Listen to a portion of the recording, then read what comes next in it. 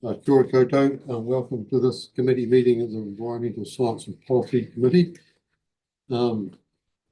We started our day with the karakia, so we'll just continue on under existing karakia till the end of the day. We've got a pretty full day. Apologies, we've had an apology from Atua Edward Ellison. And there will be all the apologies. Someone like to move and accept the apology? Second.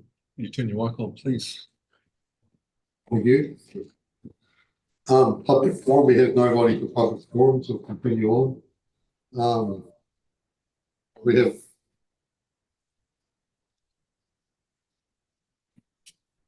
going to carry on? Yeah. That's for the next bit. Yeah, he needs to tune off his sound. Staying on, we just got some technical issues.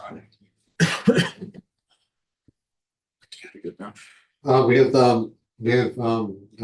the minutes of the previous meeting. Would take them as being read. We need someone to move those minutes. Thank you. Would those ones require a change? No, we just these ones on the right. Yeah. That was second. Thank you. Councillor Somerville, all those in favour, please say aye. Aye. Against, okay. Declarations of interest, just remind the table if anybody has an interest to declare it prior to a discussion on any particular topic. And we haven't been informed of any presentations. There's currently no presentations. Got a little bit out of order, but that's all good. There's no actions from those previous months, by the way. So I think we can just carry on to the order of the day. So the first page for the day, 9.1. Groundwater hydrology and the critically endangered native glaxid habitat of the Kauru River north of Otago. The paper summarises the findings of a study to understand the relationship between the river flows and groundwater behaviour in the lower reach of the Kauru River and the Kakanui catchment of North Otago. This section provides habitat for the critically endangered lowland jaw glaxid. And up with us today we have the A team apparently. So we have Ben, and Ben's ably supported with Jason and Pete. So I think we'll just swing it to you. Thanks, Ben. Thanks, Lou. So I've just got a bit of a few-minute summary and introduction, and can pass it over to questions if that works. So the study was designed and managed by groundwater scientist Sam Yeo, who's unable to be here this week. So I'll try and do it justice with myself, our new principal scientist, Dr. Jason Brooksburger, and team leader at Biodiversity, Pete Ravenscross, down the end there. So the study was motivated several years ago by the presence of an endangered fish in a river known to dry up at certain times of the year. The objective was essentially to understand the relationship between river flow, groundwater, and fish habitat. The Kauru River, if you don't know it, it's quite a feisty, steep little river that drains into the Kakanui, and it's braided with quite coarse gravels. So the study itself was a piece of work looking at the relationship between river flow and groundwater level. Key to understanding the system was core recovery from sonic drilling, which allowed us to establish the aquifer properties and the underlying geology. And also an array of piezometers along and across the river, which really dialed in the relationship between groundwater and surface flow. So the key finding was that the aquifer under the river is very localized with thin, coarse, and loose gravels. And these characteristics make it a good fish refuge during low flows, so they can actually burrow into the voids within the gravel. It also means the river and the aquifer are highly connected because it's so porous that they almost act as a one system. So probably the key part of the paper is Sam developed the relationship between flow and groundwater level and identified critical flows when the aquifer starts to deplete and also when it drains rapidly. Basically, when the flow in the Kauru drops below about 200 litres per second, it's like pulling the plug on the system, and the river and aquifer essentially empty. The study can feed into subsequent policy or management decisions if protecting this fish is a management objective, and it may involve setting flows in the Kauru based on groundwater level, given the tight coupling between the river and the aquifer. Just finally, big thanks to our environmental monitoring team who monitored the river in some quite challenging conditions, all the piezometers we set up. Also to local landowners for access to put bores on properties and their support during the study. And LINZ for letting us drill into the active riverbed, and also WDC for allowing bores on the road corridor. So yeah, happy to take questions. Thank you, Ben. I think just before we take the questions, I think this is a really awesome report, so thank you very much. And the one thing, I was probably just talking to Tom mainly, but at the end of the day, the report came about from an area that's that had some issues, was being identified, and so the science team's done up there and created and done more science so that we can learn more about how the river functions between the ground and water flow. So it's really good that it's very much a proactive report. I think that's really good that we're looking at proactive reports and increasing our knowledge of specific areas. So we just go to questions. Okay. Thank you. Look, I've been in the context of wondering why sometimes we get these science reports, and I totally appreciate why we got this one, given the strategic framework and policy considerations that are on paragraph 24 under the RMA. So I'm comfortable with that. But what I wasn't clear is if there are any other freshwater values here. This talks very much to the Galaxids, which is fine. Were there any other freshwater values here that should have been considered, and or is that really subject to a different report? Because sometimes they need to be balanced together. Yeah, well, although we're focused on the load on Longboard, yeah, there's been, well, in fact, there's about 9 different species of fish that occupy the Kari River. None of them are obviously of the threat status, but basically there's 4 different bollards. There's 2 species of whitebait. There's long fin deals, there's short fin deals as well, and there's lamprey that occupy the Kari. And in theory, if we look after the groundwater there for low and longer, then we're looking after for the whole suite of species. So is the Galexid in this report really seen as the sparrow? Yeah, basically, yes. Okay.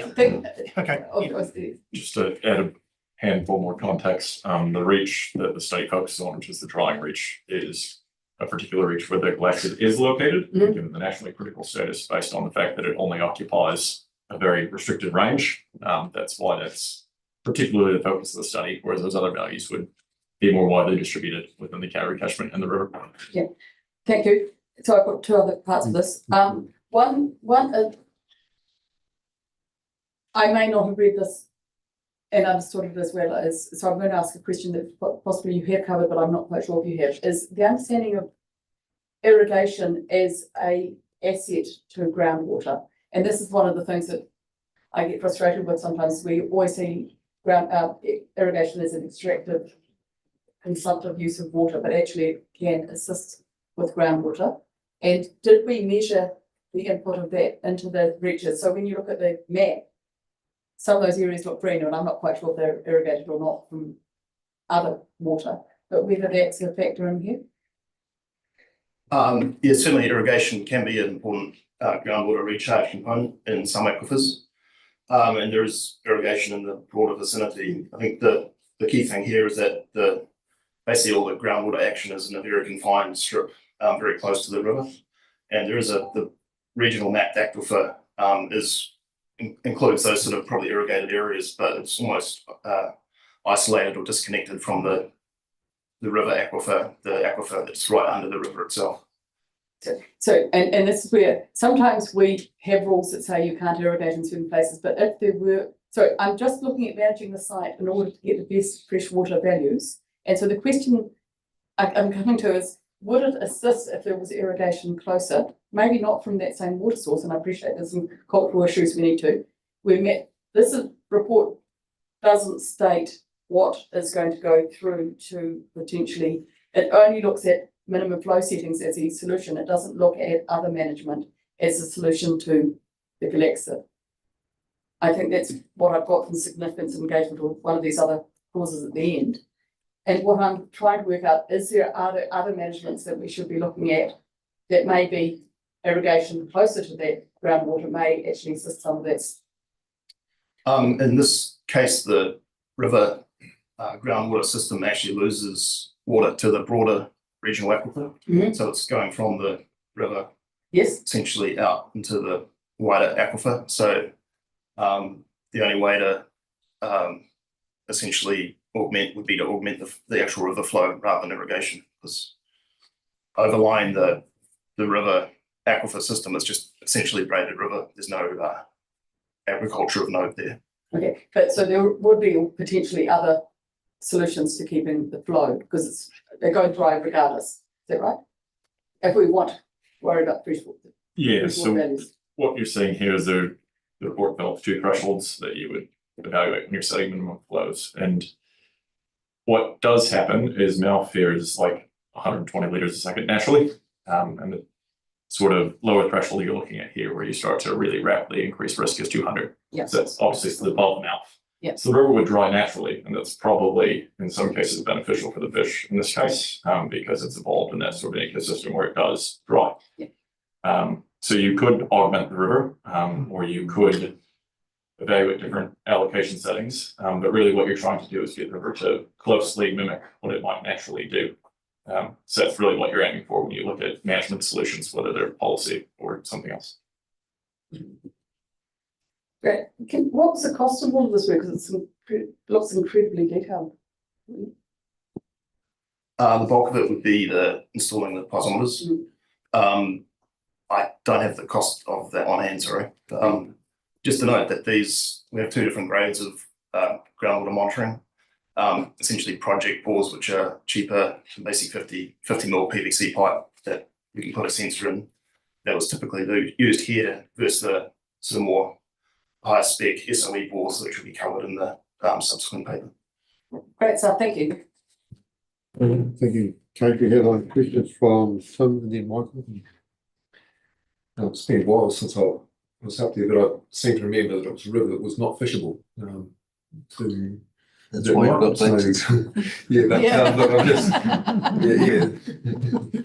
But what other protections are there currently on the river for these good exits? And is it still unavailable for fishing there? Is there fish barriers and all sorts of things in it? When you talk about not fishable, I'm not quite sure, you're talking about. Legally. Oh, no, you are. Oh, okay. It was closed by the Department of Conservation when Didimo hit back in 2007. Oh, okay. So it was designed to actually stop transfer from fishermen of Didimo into the system. I think as far as I'm aware, that's no longer in place. I think it's been off for about. I said a while. Yeah, if you want to go trout fishing, go in the headwaters, Yep. there's some double figure fish. Yeah, so it's certainly fishable, but not on the reach that we're discussing. Yeah, So there's no fish barriers there to protect the glaxids or anything like no, the habitat in itself does that. nature? It basically dries out. These fish go to ground. In fact, they probably spend most of their life in the groundwater anyway, much of their life. So they're not really that available to trout. So trout tend to come in from the sea or from Kakanui and spawn, then they drift back out. There are a few residents, but not too many. Yeah. Thank you. Yeah. Thank you, Tim. We have Mike. Yeah, that's what, I'm not at the conclusion and which you state. Flow setting optimized to protect galaxid habitat and the losing reach would require consideration of the above 800 and 200 litre per second thresholds. Could you expand on that, please? Because it's to suggest if they're doing okay at the moment and the habitat in which they are, why would you need to increase the flow setting? Yeah, look, there's perception that they're doing okay. So basically we've been monitoring the fish for 25 years, previously with the Department of Conservation, and more recently in the last 10 years by Otago Regional Council have undertaken that. So the numbers do fluctuate. And when they only radiate out of several spots within the river, and generally is related towards groundwater. If you start losing that refuge habitat, then you lose your source. And what we're finding now is that the longer the duration of the drying section or drying flows, the numbers decrease. what we're trying to do is make sure that the numbers don't go to ground zero, and therefore you lose your source that you can radiate up from there.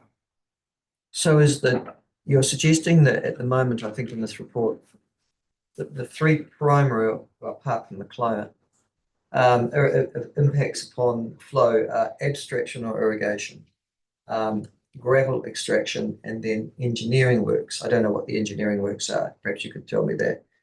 But are you suggesting that abstraction levels currently and gravel extraction currently threaten galaxid habitat if they are maintained at their current levels or if they are increased?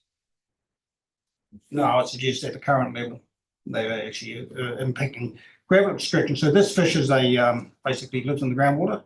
It will go up into the surface water.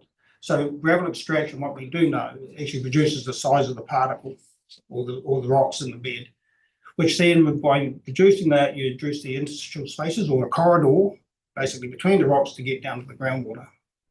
So we do know that from previous studies done by the Department of Conservation, the reduction of particle size is about 80%. So you've all seen that sort of beaker type study where you see a guy put ping pong balls in a beaker and then pour sand in. And that's what we're seeing. The big particles allows this fish to get down. Basically, with water abstraction, the groundwater is actually lower. So the lower you go, the more likely you are to encounter those fine particles. So therefore, as the groundwater keeps on going down, these fish can only go to a certain point and then they'll hit an impassable layer within the bed. What are the engineering works you're talking about? Well, basically, there's been multiple river straightenings. We all accept that we've got to get the river under the bridge. The bridge is actually probably 2 or 3 spans too short, maybe even more. So historically, they've allowed management of the river through that section. But now that there's been an absence of gravel extraction, the river's now starting to get quite proud and sitting higher than the surrounding ground. And what they've done is they cut corners off or create flood channels to take the pressure off the surrounding farmland. Right. So, and that leads me to the next, which is sort of Kate's question in a funny sort of way. Where to from here? So what I'm hearing you say is we might have a problem. You're actually saying we do have a problem. So and this has been my criticism of these reports in general. Okay, they tend to sort of sit in splendid isolation and they put on a shelf somewhere and we don't have anything to do with them, which must be very just frustrating for you. But where does this report go next? What are its practical implications in terms of policy making within the Otago Regional Council? So the next place this would go is if you look at the existing minimum flow, which is Kakadu Mill Dam at 250. That would provide for flows in the Karoo to be under 100 litres a second, which is under that 200 threshold. So what we would do is any proposed minimum flow in the draft land and water plan is go evaluate it against the threshold of 200 and discuss how long or the duration at which the river would be under that 200 litre a second threshold. That enables you to evaluate the risk to the galaxid habitat under different flow regimes moving forward. So you don't have that policy currently in the draft land and water regional plan?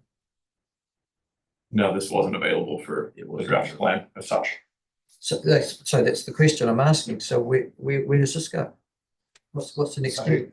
So what we've got is, and this has been during the last land and water plan process, or the last couple of years leading up to October last year, there were a number of science reports that were being used to inform that. We knew it wasn't a complete set. The team have been, we've been building science capacity. That came up in Te Kurawa yesterday. There's still a number of reports and studies that will feed into effectively whatever the next iteration of the land and water plan process looks like. So we're waiting for the MPS, and then we know we've got to come back to the council table to talk about what that looks like. And we will have this along with the previous science reports and potentially some more to continue to build that evidence base to enable those discussions with the community about what those policy settings and rules in the plan look like. So we're continuing to fill those science gaps.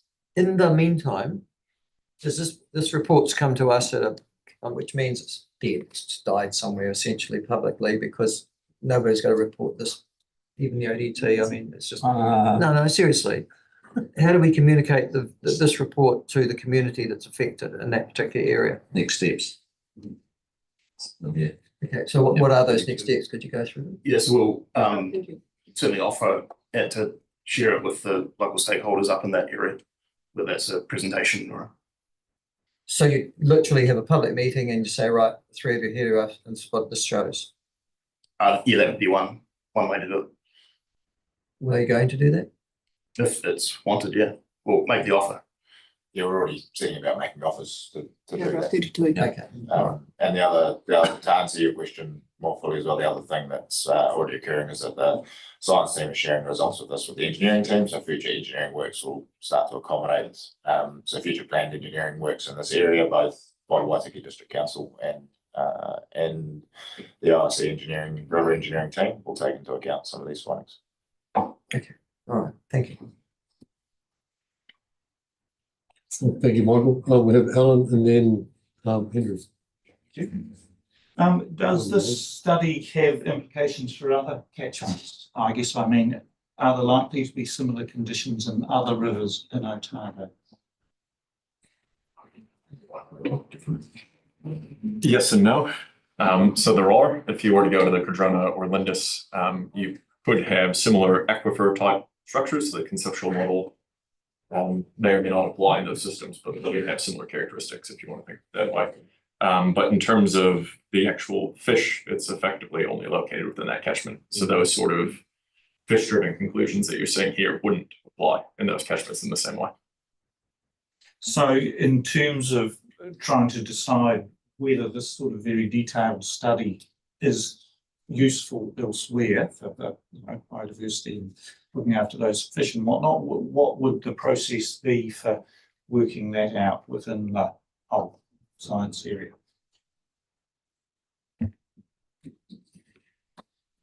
Not sure who answers that. So generally with these sorts of studies where you're getting into quite detailed metrics, they're commensurate with the values within the catchment. So in this case, you've got a nationally critical fish, which is the same status as a cockboat. So where you've got those high values, where you see those sort of high resolution studies, whether that's economic or environmental values. Okay. Thanks, Alan. And we'll have Kevin and then Gary. Andrew, sorry. Kevin, I see your lights on. No, that's Michael's slide. Michael's light. That's mine now. Thanks, Mr. Chair.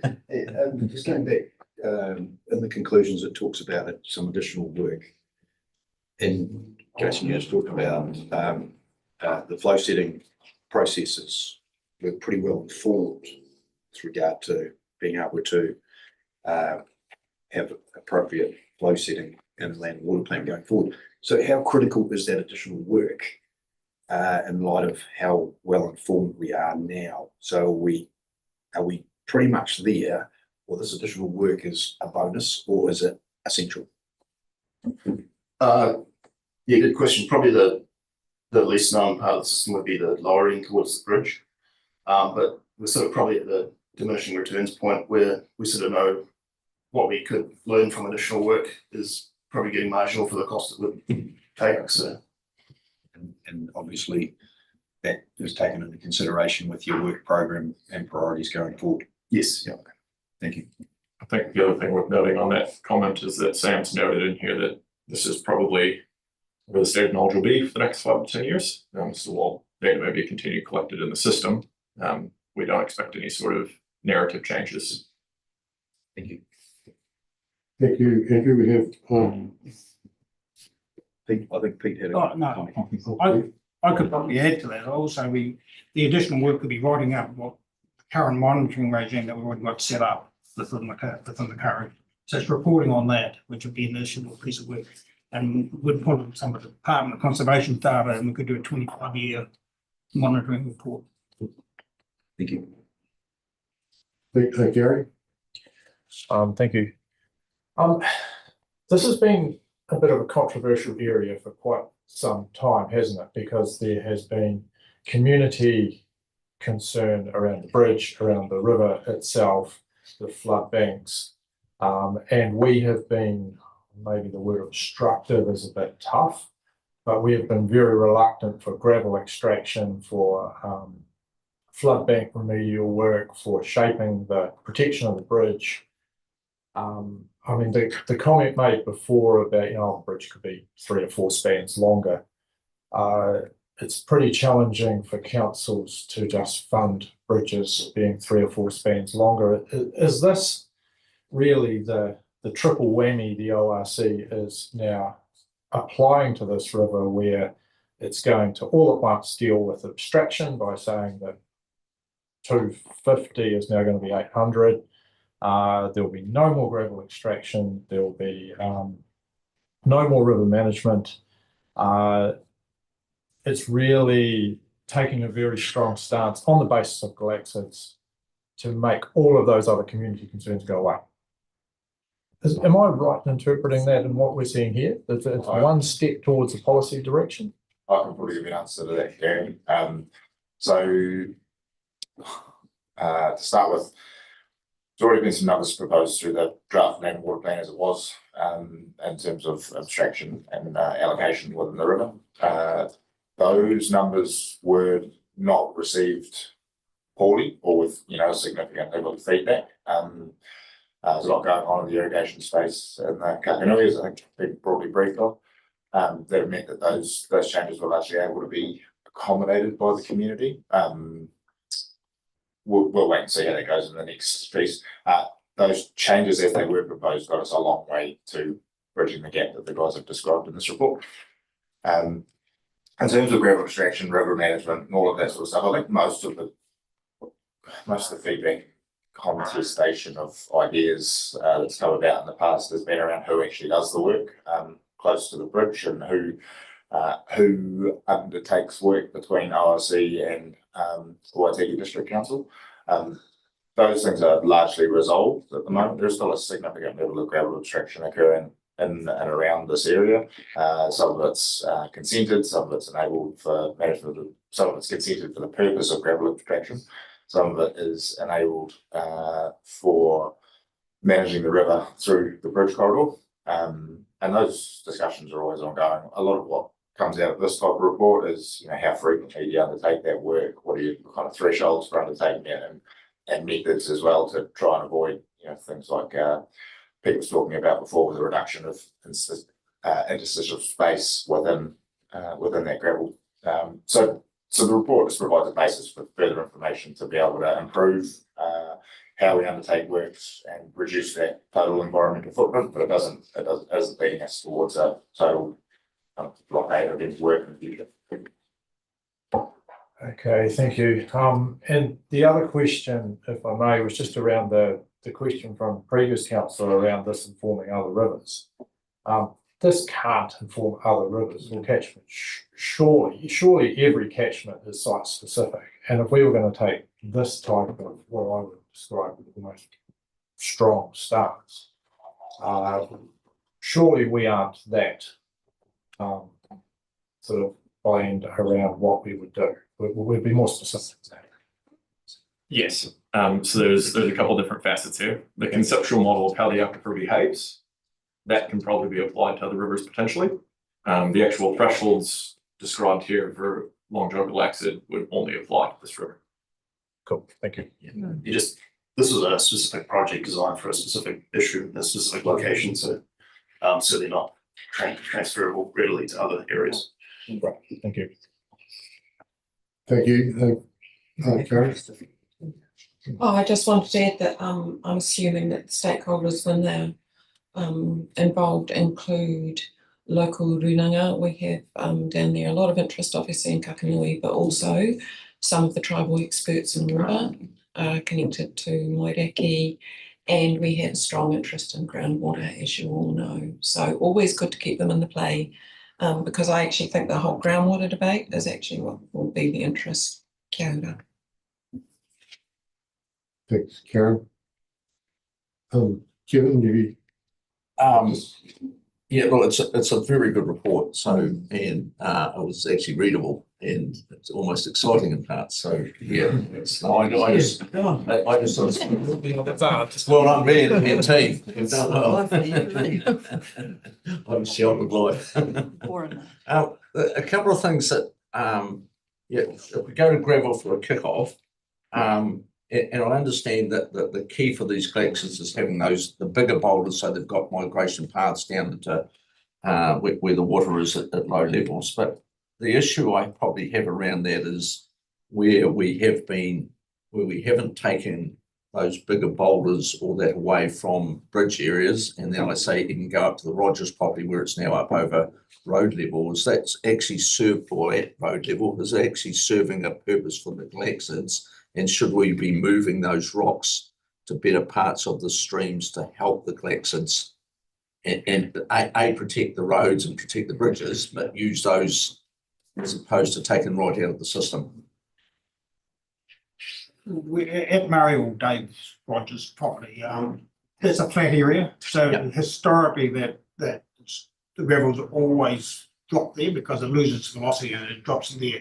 So it's always perched. It's been perched since I've been operating in there since the early 90s or mid 90s. So what we're seeing today is exactly what happened 30 years ago. Historically, and I just want to address Councillor Kelleher's laying around, there's been no commercial gravel extraction in the Kali River since 2004. So it's not a recent decision. There has been some tweaks, there's been gravel movement around to allow the river to maintain within its pathway. And then around the Kakanui Valley Road Bridge, it's more around mitigation and a timing of the works rather than saying, no, you can't do it, because we all know we have to look after the infrastructure. But if we can work in around when either with the river's dry or timing around when the glaciers haven't spawned, then that just makes it simpler. And that's what we're tending to be looking at. We all know that the rivers, we don't want the bridge to get blown out because it's been blown out, 2 or 3 times in the last 20 years. But going back to your question, Councillor Malcolm, gravel extraction at times could be an appropriate way of managing the river. But we just need to be conscious of the fact that they take the larger particles. And by doing that, we're reducing that corridor for this fish. Now we're talking about the fish going to seek refuge during low flows. It doesn't just seek refuge for low flows, it also feeds in the groundwater. So the jaw itself being hooked, it goes around and scrapes all the invertebrates off the bottoms of the rocks. It also spawns in that habitat. So that's the importance around gravel extraction. Cool. I'm not quite sure if that actually answers the question. I'm understanding. I'll keep it on that one. Yeah. The next part that I had is, so you're going to go and talk to the stakeholders, which is really, really good. My real concern, and it was really good for you to highlight the fish that are in this area, is that if we increase this level, all of a sudden we get a predator. We allow the stoat into the hen run, and it is at that level where the last thing we want in there is trout killing the glaciers. So I'm really concerned about that, and I would hate to think that we're going to put an impost of a fish barrier onto local ratepayers simply because we've increased flow that may not necessarily have to go that high to still protect the glaxid. So that's the balance I'm looking at. So what's important to note about the paper is that it provides 2 thresholds, and those aren't necessarily proposed minimum flows. They're thresholds that are ecologically relevant when you're looking at effects on glaxids. So below 800, river starts to dry, and therefore you start to see accrued risk. And below 200, the risk rapidly rises for the glaxids. So the more time we spend below 200, the more risk we get to the glaxid. Yeah. And so what we're saying here is not that we don't want the river to dry. Naturalized mouth is 120, so it would dry naturally. So we're not proposing that we don't allow the river to dry in any way, or that we put in a barrier. We're just saying we need to evaluate how allocations and minimums change the number of days that you spend under that 200 and under the 800 relative to natural. Yeah, because and I confirm this time, and I hope we've got it right, is that we had it proposed, and our land water proposed was 600 for the Kakanui, which gives you about 200. I might give you a wee bit more on the Kauri.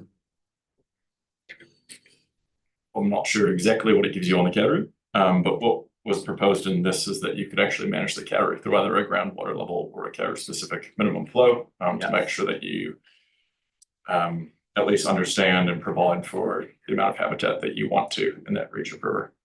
Yeah, and just a third one, just two more, your fish count.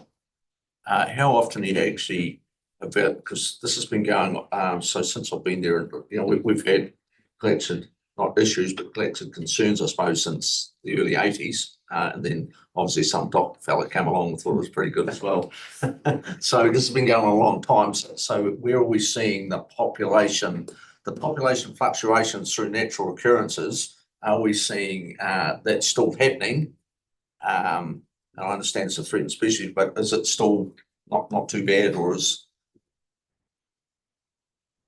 I would suggest that the population is probably relatively stable. We've done, there's two components of the work that Regional Council have done in the last decade. One was to continue with the monitoring side to the Department of Conservation setup, which dated back to 1990s. We built on that. Because this is really an annual species, there are a few fish that will live to maybe 3 years. So you are going to get that boom and bust type thing. And then it's dependent on the timing of your survey. So they spawn in June, there's a high fertility. And then when you go in and do your monitoring, if you did it monthly, you would see that they don't really return to the river to about September, or the recovery they start seeing in September. So we've historically always monitored around about October, Regional Council. But if you delayed that till December, you'd go from maybe 150 fish in their 5 sites to probably 2,000 fish. So they do this, they boom and bust. The other piece of work, overall, they're relatively much the same as they were 20 odd years ago. But they, at times though, and in their monitoring stage, we're down to under a dozen fish. Okay, so that's what I'm saying, we're a wee bit concerned if we actually keep on shrinking their groundwater and we start losing the refuge for those fish at key times, but unless they reach zero once, and then we can never get them back. Yeah. The other piece of work, well, we probably can, but the other piece of work that we did, we went through and done quite an extensive survey in the Kakanui itself. Historically, they weren't really believed to be there. There was a few, what we believe were expatriates that would go down to, say, Rob's Crossing, maybe down to Gemmel's Crossing.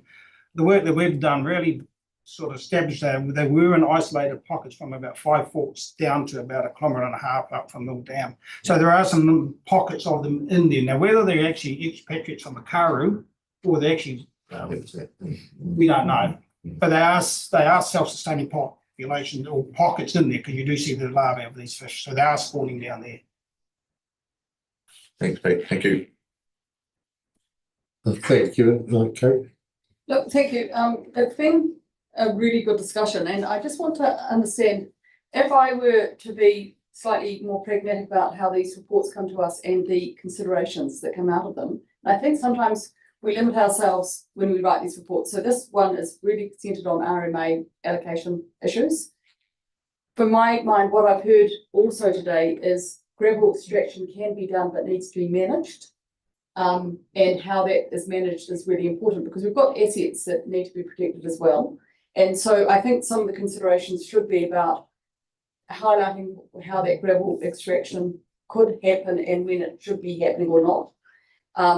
I've heard that river management may be necessary for, so one of the risks is trout incursions, with all respect to the fishermen over there, and how we manage that flow in both ways, not just the high flows.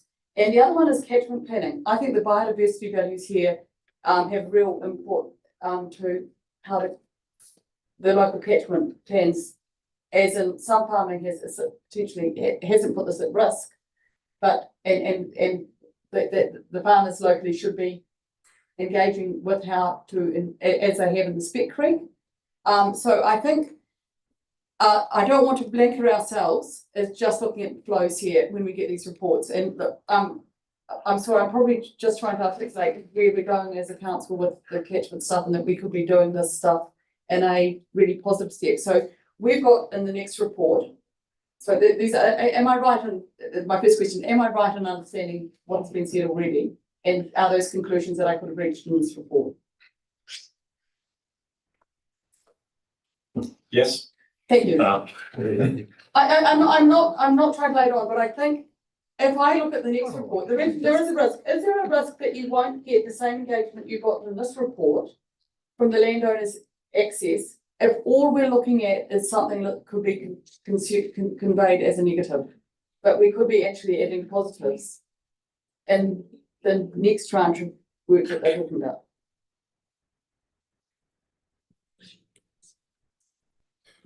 I think we will take that question on notice and work Think about it. into how we think about this going forward. But yeah, look, there's a range of stories you can pull from this paper, and we'll certainly work with other teams around the organisation in terms of how we tell that story, whether it be through catchment action planning or whatever else going forward. But thank you.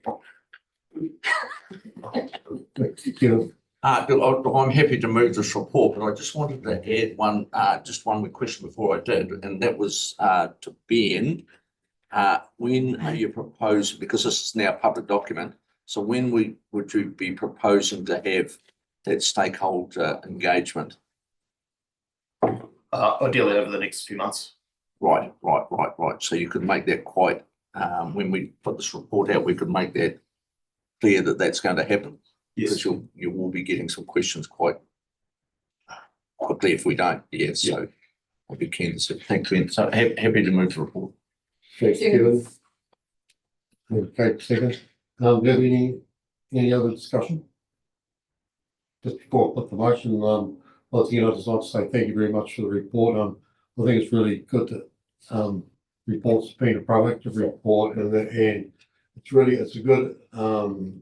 it's a good example of how we're getting the science behind our decisions. So we're creating the science so that we can do good planning and making good decisions based on science, and there's a real will around the table to have decisions based on science. So thank you very much for providing the science going forward, and I think it was a very readable report and got some clear conclusions, and now it comes down to your science communication team to be able to convey the message out into the public. So thank you very much for the report, and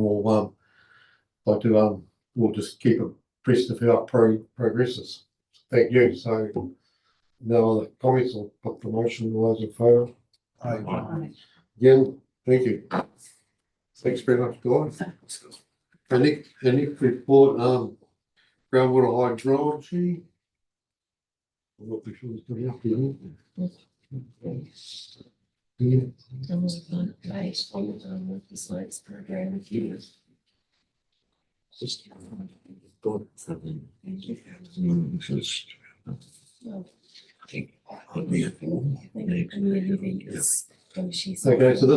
so the next paper is groundwater hydrology, and they're critically in turn over the page. Look, it's the groundwater science program. It's basically an update.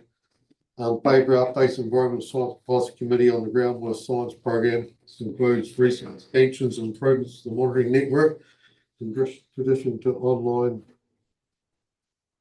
national wells database, technical contributions to Pro's and water plan, and ongoing efforts to better understand and manage Otago's groundwater resource. And Ben's been joined with the mayor, so thank you very much, Ben. Probably just before you kick off, for myself, when I was reading through the report, it was like you've put 40 new sites in the last 4 years. It's a pretty big effort. But then I turned the page and it was like, I was really surprised at the number. It was like 8,000 bores across all of Otago. So I was really surprised at the number of bores in. So it's a bit of an eye opener for people who don't work in this area all the time. So thanks very much for reporting. We'll look forward to your presentation.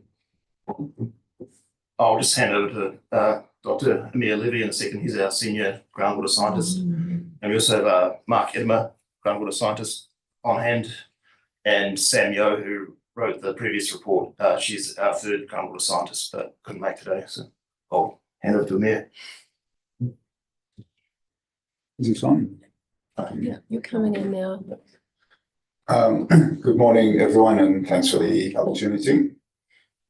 I'm just joining the meetings. Yeah, can you just mute your Zoom, please?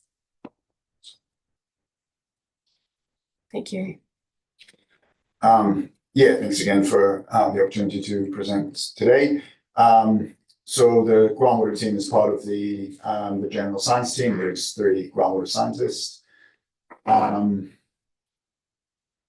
for the last time we did council was when we, sorry. Last time we were in council was when we presented the state of environment report in 2021. So we'd like to give an update on the program for the past few years. So you can sort of divide it into 3, I guess the 3 main things we've been working on was supporting the development of the Land and Water Regional Plan, the expansion of the SOE network, and the other bit was developing and updating the council, the wells database.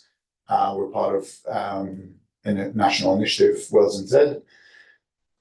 So these were the main 3 projects we've been working on. Plus there's been quite a few other ones, several catchment specific studies like the Kauru that you just discussed. And then some other regional studies that they're all in the paper. Yeah, so we're happy to answer your questions. Thanks. Yeah, any questions? Okay. Thank you. I see. I've got 2 questions here. I'm trying to pair them apart in my head. So in paragraph 21, you're talking about putting some more bores in. Is that happening? That hasn't happened yet. Or has it? The ones in Ettrick are pending over the next month or 2. And there's future areas around the region that are targeted over the next couple of years. So, yeah. So I'm and those sites are Kingston, Strathari, and Pomahaka and South Otago, Fletcher Rock, and the Tokomariro. It is that detail, and or maybe I'm just.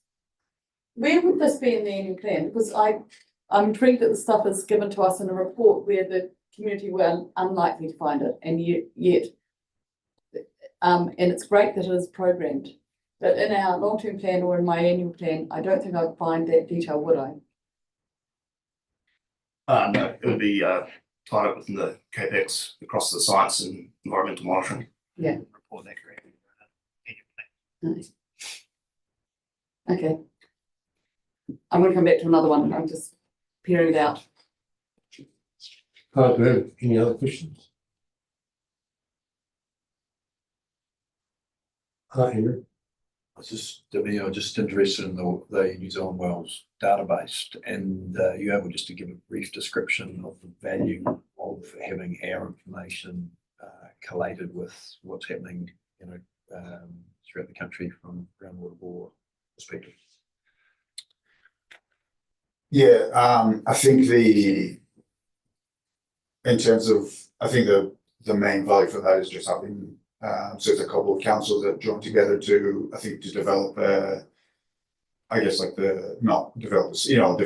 the platform to have it on, so it's not necessarily sharing it with other regions, but yeah, does that answer the question? So I suppose I was just looking for we had Simon Upton that provided a report to us some months ago, and he talked about the water quality testing regimes across the country were inconsistent with one another, and that's where I was coming from, thinking, is this a mechanism to get greater consistency in terms of groundwater monitoring, having those results to be able to be, I suppose, shared, and an understanding that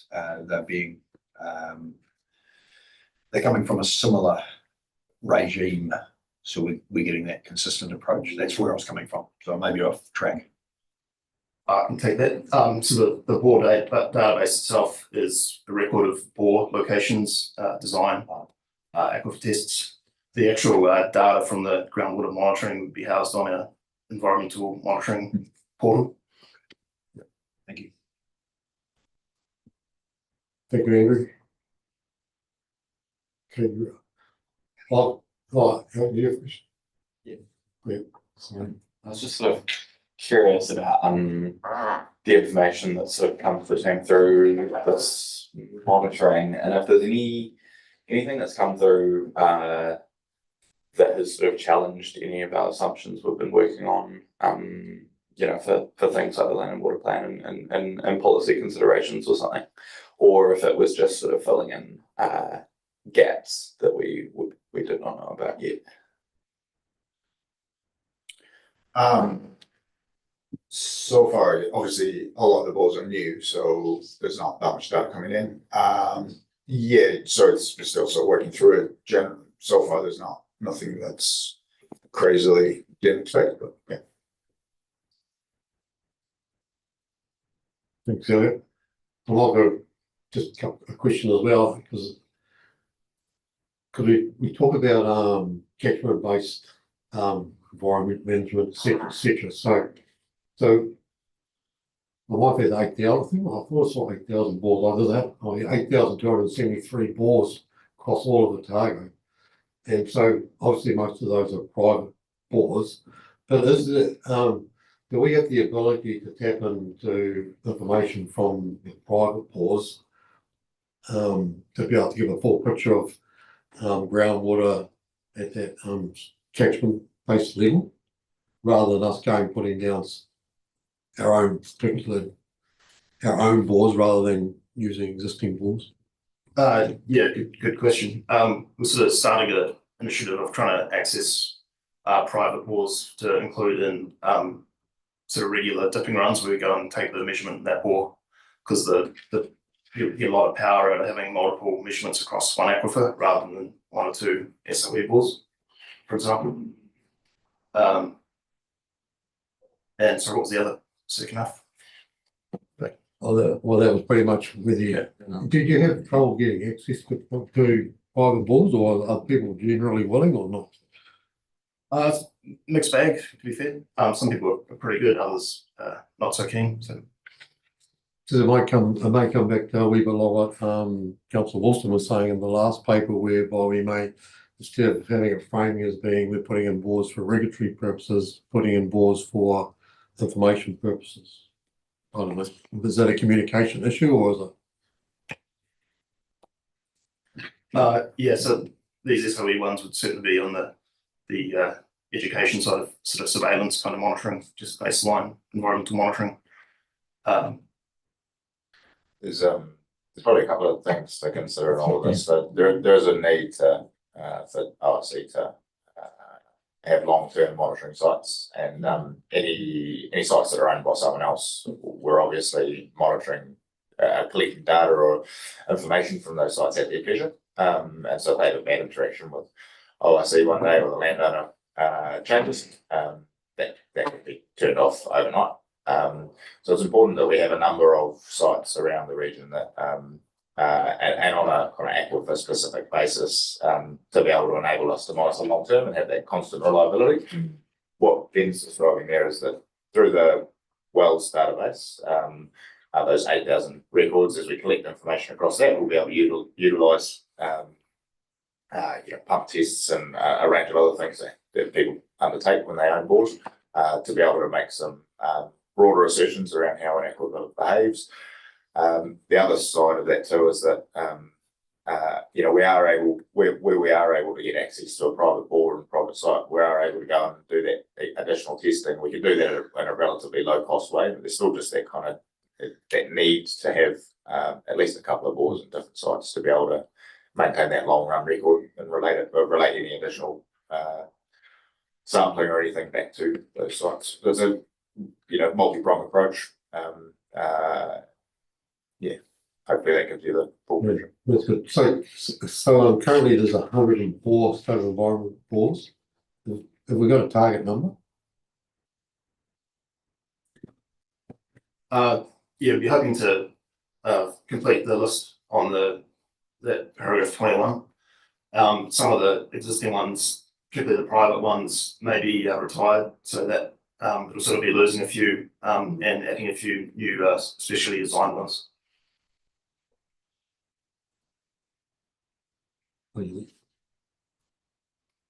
So you're just looking at putting one or we only talking like another 10 or a dozen balls. Is that what you're talking? That we think is, you've got good coverage? Probably on that, maybe 10, 15 would hopefully see us through. Yeah, that's good. Do we have any other questions? Other than not, the paper's for noting, so always somebody notes the paper, that note the paper, someone wants to see that. Thanks, Elliot.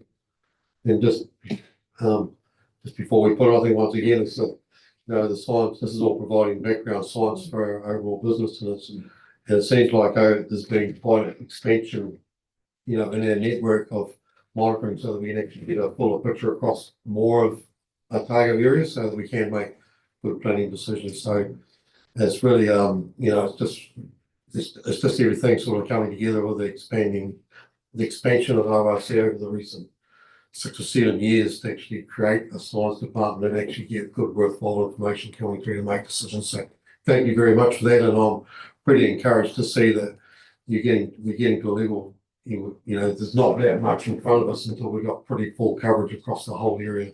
So everybody's covered. So thank you very much for that. Another comment, I'll put the motion, all those in favour? Against? No, carried. So thank you very much. That brings us to the end of proceedings for this paper. So I'll just close the meeting. We'll just leave the Karakia open into our next workshop. Now, pretty sure we finished a little bit earlier than anticipated. So I think about 1 o'clock. We can do one, yep. So I think we'll I assume lunch will be arriving fairly soon. Yeah, lunch is here, so we'll break and the air plan workshop was due to start at 2 o'clock, we can start at 1 o'clock. Awesome.